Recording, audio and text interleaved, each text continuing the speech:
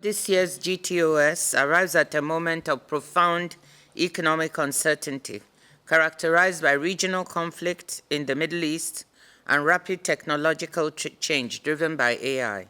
The report paints a picture of a global economy and a multilateral trading system facing serious challenges, but also demonstrating surprising resilience.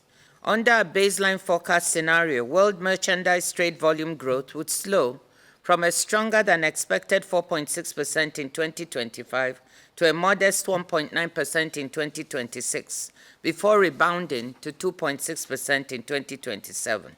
Of course, the big unknown is the impact of the conflict in the Middle East on our baseline forecasts. If elevated energy prices persist for the rest of the year, we expect that growth in world GDP would fall from our baseline prediction of 2.8% in 2026 to 2.5% before recovering in 2027. And we predict that this would shave half a percentage point off our baseline prediction for merchandise trade volume growth for 2026, dropping it to 1.4%. Growth would then rebound to 2.8% in 2027, since oil prices are assumed in our modeling to recede by then. The Middle East conflict also threatens global food security, since shipping disruptions and higher energy costs reduce the supply and raise the cost of fertilizer. A prolonged interruption in supply could ripple through food systems, prompting farmers to reduce their use of fertilizers and plant less input-intensive crops. Under these circumstances, it's essential to keep global food trade channels open and predictable, allowing food supplies to flow to where they are most needed. A similar story holds for world commercial services trade volume. We forecast that 2026 growth in world services trade will decline from its 5.3% pace in 2025 to 4.8% in 2026, before recovering to 5.1% in 2027.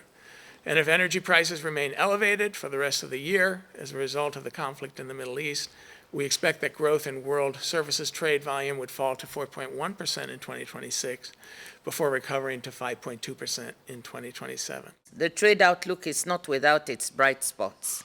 If the Middle East conflict is short-lived, and if the strong contribution from AI-enabling goods trade is repeated in 2026, world merchandise trade volume growth could be 0.5 percentage points higher than in our baseline projection, raising it from 1.9 to 2.4%.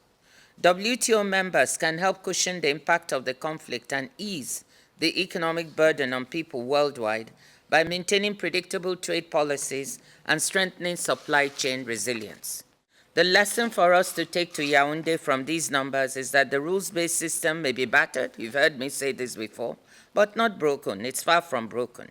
Finding our way to effective reforms of the rules in a way that can serve all members is a goal worthy of the efforts that will be needed to achieve it.